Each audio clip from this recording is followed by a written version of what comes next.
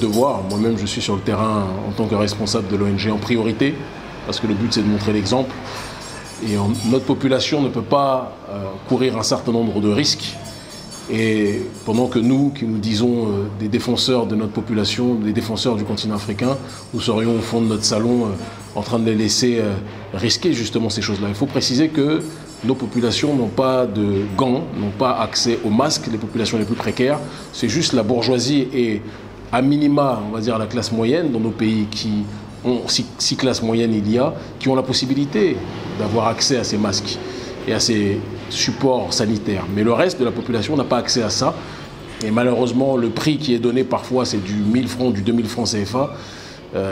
Tout le monde n'est pas prêt à ça. Et dans les quartiers où on va, les 3/4 des gens n'ont pas ça.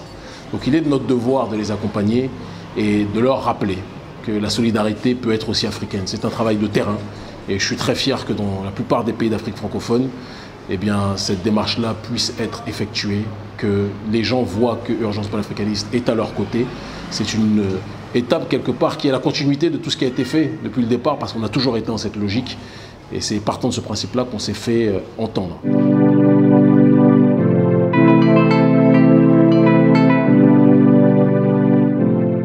Alors, Urgence panafricaniste est une organisation qui a été créée en décembre 2015 à Dakar, par des pharmaciens, par des activistes politiques, par des politologues, par des journalistes qui ont compris très tôt qu'en ce début du XXIe siècle, la population ne peut compter que sur elle-même, qu'il y a un délitement de nos élites plus que jamais, qu'il y a une déstructuration de nos États, un effondrement des valeurs morales, un effondrement de nos institutions qui laisse la population livrée à elle-même. Et donc par conséquent, nous ne pouvons compter que sur nous-mêmes. Et c'est en ce sens-là que nous nous sommes dit qu'il fallait qu'on soit capable d'être dans une logique d'autodétermination et je précise d'anti-victimisation. Parce qu'il y a malheureusement, quand on mène ce combat panafricaniste, une propension, ou un combat pour la cause de notre peuple de manière générale, une propension qui consiste à être dans la constante victimisation, à dire que le problème c'est l'autre, mais à ne pas nous remettre en question pour proposer des alternatives, qu'elles soient politiques ou économiques. Et dès le départ, nous on a été dans cette logique de prolonger la réflexion de Julius Nyerere en ce qui concerne l'Ujamaa, en l'adaptant au contexte du XXIe siècle face au globalisme néolibéral, en promouvant donc par conséquent ce que l'on appelle le solidarisme endogène, que l'on appelle dans ma langue en fond l'alodo. Et alodo, c'est justement être dans cette logique de l'entraide, et c'est quelque chose qui était plus que jamais inhérent aux valeurs endogènes africaines de manière générale. Donc on agit sur le terrain de l'autodétermination à travers les actions justement politiques souveraines contre à la fois le néocolonialisme français. Pour la nouvelle génération militante du continent, c'est cette image, enflammant les réseaux sociaux à l'été 2017, qui a rallumé les braises contre le franc CFA. À Dakar, l'activiste franco-béninois Kémy Séba brûlait un billet lors d'une manifestation contre le rôle de l'ancienne puissance coloniale.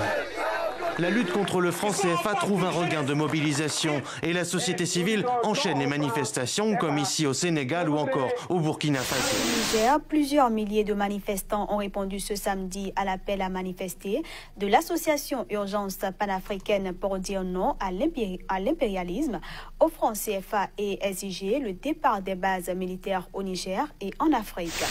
Lui est connu pour être un opposant à la France-Afrique. L'activiste Kémy Séba l'a encore fait savoir au cours des meetings tenus hier soir à la Maison du Peuple de Ouagadougou. Pour lui, la France-Afrique est une thématique générale avec des sous-thèmes comme le franc CFA qui constitue un blocage à l'indépendance réelle de l'Afrique. Le point du meeting avec Amadou Ilboudo et Abdoul Rasmane Zongo.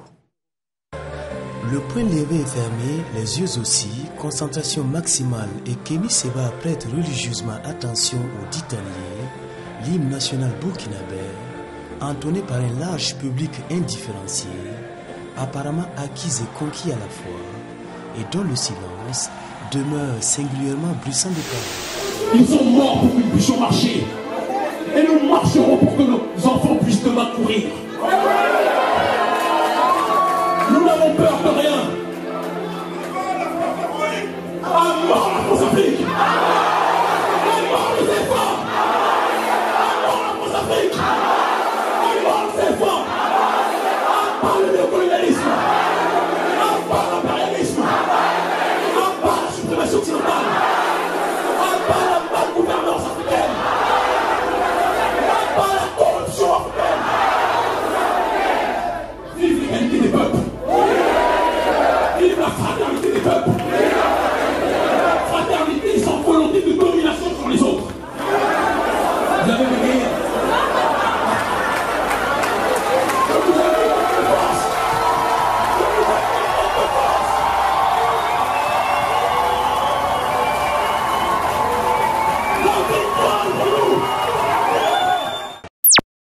Je pense qu'on a été l'organisation qui s'est, en ce début du XXIe siècle, l'organisation africaine qui s'est le plus fait entendre sur cette question, qui en tout cas mené la barque. Et autour de nous se sont agrégées beaucoup de structures et c'est positif parce qu'on sera toujours plus fort en étant nombreux. D'accord ? On a initié le front anticolonialisme français qui a été connu sous le nom de front anti-CFA, qui quelque part a grandement contribué à l'avancée, même si on est toujours à mi-chemin, du combat contre le franc CFA, disons les choses telles qu'elles sont, en réunissant une grande partie de la jeunesse africaine sur ces questions. À côté de cela, on a été dans une logique, là encore une fois, de justice sociale, en proposant des programmes de microcrédit via le programme Alodo, justement, de microcrédit sans intérêt auprès des mères de famille en état d'extrême précarité.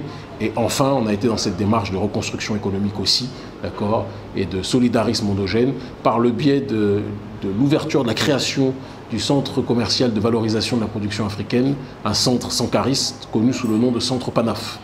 D'accord ? Parce qu'on ne peut pas simplement être dans une logique de dire « Ah, eux, ce sont les méchants, ah, eux, nous colonisent, ah, eux, ils nous envoient leur camelote et qu'on doit consommer, etc. » Il faut qu'on puisse aussi être capable de valoriser notre production. On ne peut pas toujours être dans un combat adolescent sur le terrain politique. Je pense qu'en ce début du XXIe siècle, le panafricanisme mérite le meilleur. Et le meilleur, c'est de montrer qu'on peut être dans une dynamique d'aide responsable en s'opposant clairement face à tout ce qui ne va pas sur le continent et dans la diaspora, mais surtout en proposant, parce que c'est sur les propositions qu'on nous juge aussi.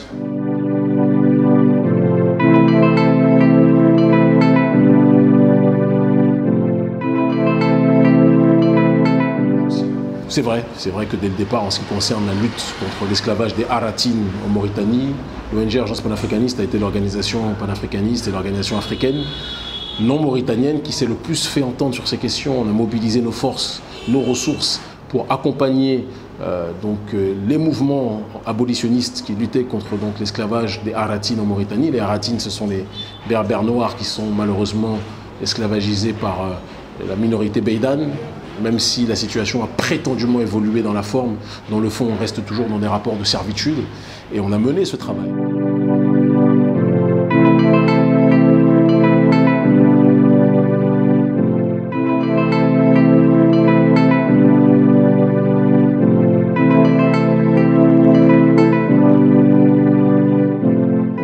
Je pense que les choses sont très complexes et que ça ne peut pas se faire de manière binaire. Très clairement, déjà d'emblée, on va commencer par l'OMS. Le business et le terrain de jeu prioritaire et principal de l'OMS, c'est l'Afrique. D'accord ? Puisque qui dit Afrique, qui dit paupérisation, qui dit pauvreté, dit facilité pour les maladies de se propager, puisqu'il n'y a pas des systèmes de santé bien implantés. Donc par conséquent, c'est là où l'OMS peut planter ses programmes, poser ses programmes, faire ses tests, faire ses séries de vaccins, etc., etc., etc., sans être dans un complotisme de bas étage, mais c'est quelque chose que l'on doit concéder. Et ce n'est pas le Barack Obama de l'OMS, le président actuel de l'OMS, qui est un Éthiopien qui aime son peuple. J'en suis convaincu, mais qui malheureusement est pris en tenaille entre l'amour de son peuple et son ambition d'exister socialement dans les institutions internationales. Or, par essence, les institutions internationales ne vont pas dans le sens des intérêts de nos populations et elles sont contre. Qui dit institution internationale dit globalisme, qui dit globalisme dit néolibéralisme uniformisé de manière générale, et ça va donc par conséquent plus que jamais contre les intérêts des nations qui se veulent être souveraines et des peuples qui se veulent être souverains. Donc il y a un problème de fond sur ce terrain-là, et bien évidemment l'OMS agit comme quelqu'un qui ne veut pas lâcher son steak, l'Afrique et son steak. Ça, c'est un premier point. Le deuxième point, c'est que je pense qu'il ne faut pas minorer du tout le risque de maladie parce qu'on n'a pas les outils aujourd'hui de mesure que les autres nations ont. Ça, je pense qu'il faut qu'on se le dise. Il ne faut pas qu'on oublie que par le biais des institutions internationales, justement, et par les plans d'ajustement structurel, la privatisation des secteurs vitaux comme les secteurs de la santé, etc., font que nos populations, de manière générale, n'ont pas l'habitude d'aller à l'hôpital ou d'aller voir le médecin. Ça coûte cher. Il faut qu'on se le dise. Et donc, par conséquent, bon nombre de personnes qui peuvent être malades ou qui sont malades ne vont pas toujours se signaler auprès des autorités médicales de manière générale ou des autorités politiques de manière globale. Et donc, cela fausse aussi, à mon sens, beaucoup le terrain du risque de maladie. Ça, c'est un premier point. Le deuxième point, c'est que je pense que malgré tout, l'Afrique sera, même si elle court des risques beaucoup plus grands que ce que l'on peut penser, l'Afrique sera beaucoup plus épargnée, à mon sens, par cette maladie, par rapport à ce que des régions comme l'Europe, l'Occident de manière générale, ou les États-Unis, ou la Chine ont pu connaître. Pourquoi? Parce qu'il y a un phénomène chez nous qui s'appelle la résilience. D'accord? Et la résilience, c'est quelque chose qui est plus que jamais présent chez notre peuple depuis l'esclavage, depuis la colonisation. On a cette capacité, dans la grandeur de notre peuple, à absorber les drames, à absorber les épreuves et à devenir plus grand malgré celles-ci et à continuer notre vie. Ça, c'est quelque chose qui est réel. D'ailleurs, j'écris beaucoup en ce moment sur cette question, peut-être dans le cadre d'un prochain ouvrage qui sortira. On a cette capacité à absorber les choses et à continuer notre vie. Bien sûr que ça blesse, bien sûr que ça bouleverse, mais au bout d'un moment, les choses se remettent parce que notre peuple est un peuple de vie. Donc il y a un certain nombre de facteurs structurels et de facteurs sociaux qui font en sorte que notre population va peut-être être beaucoup plus épargnée que les autres régions du monde sur cette question du Covid-19. Et donc il y a un travail de fond à faire. Ne minimisons pas les risques, mais il faut avoir foi en notre peuple. Moi, c'est ce en quoi je crois.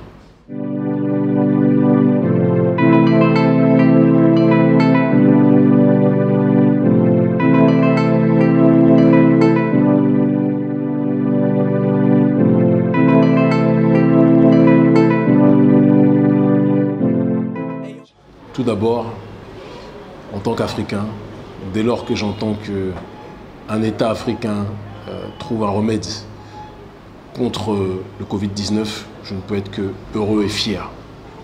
Heureux et fier. Parce qu'on est toujours inondé par les mêmes médicaments qui viennent de Big Pharma, du lobby militaro-pharmaceutique, il faut qu'on se le dise, parce que c'est un lobby de guerre, en réalité, quoi qu'on en dise, et qui veulent nous envahir de leurs médicaments, bien souvent vendus à prix cher en Afrique, et bien souvent proches de l'état de péremption. Donc on ait enfin des produits souverains, des produits venant des Africains et qui vont dans le sens de permettre aux Africains de se soigner pour eux-mêmes, par eux-mêmes. Moi, c'est quelque chose qui me parle. Donc je suis touché, j'ai été très ému quand j'ai entendu que le président malgache a pris ses responsabilités face à ces recettes médicales qui existaient depuis longtemps. Je veux dire que l'Artemisia, c'est pas apparu en 2020, il faut qu'on se le dise. Et nous-mêmes qui vous parlons, le centre Panaf, on vend l'Artemisia depuis la date de création du centre sankariste commercial qu'est le centre Panaf. Donc c'est pas quelque chose qui est apparu en 2020 avec le président malgache. Par contre, en tant que chef d'État, il a pris sa responsabilité et ça c'est quelque chose d'honorable. Maintenant, il faut, parce que moi je fais partie de ceux qui croient, je vous le dis clairement, je ne vais pas le cacher, qui croient en l'efficience de ce produit, je veux le croire, mais ça n'empêche pas qu'il faut qu'il y ait des tests scientifiques qui soient effectués par des scientifiques et des chercheurs africains patriotes, non corrompus par Big Pharma ou par l'OMS de manière générale, et des tests qui soient faits sur une grande échelle de patients, d'accord, et que l'on voit ce que cela entraîne, de telle sorte que l'on puisse fièrement par la suite montrer que ce produit marche et faire taire tous ceux qui veulent essayer de nous décrédibiliser. Mais ce qui est intéressant, c'est quoi? C'est de voir la manière dont ça a été traité. Médiatiquement, les gens parlent du président malgache et de sa potion magique pour se foutre de lui.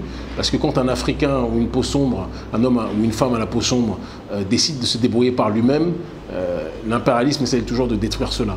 C'est pour cela qu'on doit prendre nos responsabilités, on doit faire bloc, d'accord, mais faire bloc n'empêche pas le contrôle.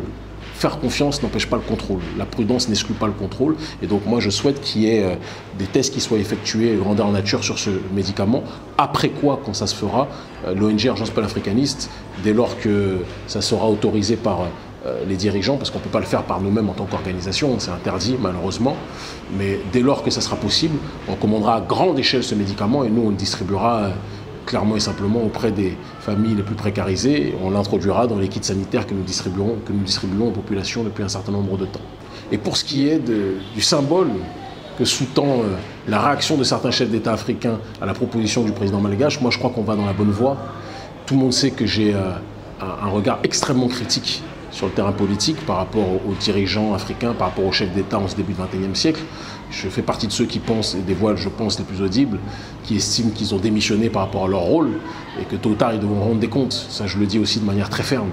Mais quand il y a quelque chose de positif, il faut le dire. Moi, j'étais très ému et très touché de voir Macky Sall, avec qui je suis en opposition politique et en tension politique, c'est le cas de le dire, ou d'autres dirigeants, d'accord, d'autres responsables, ne serait-ce qu'avoir des discussions. J'ai même vu mon frère, le président de RDC, Félix Tshisekedi, d'accord, un frère et un ami que j'aime, même si j'ai des désaccords avec lui sur un certain nombre de points, qui lui aussi a discuté avec le président malgache, et j'ai senti tous ces dirigeants concernés par cette optique-là de pouvoir agir de manière solidaire en tant qu'Africain. Moi, je suis ému. Et quand Macky Sall, l'apôtre des desserts français, veut maintenant se tourner vers un dessert malgache, je me dis que quelque part l'espoir est permis. Parce que le dessert africain a aussi une bonne saveur.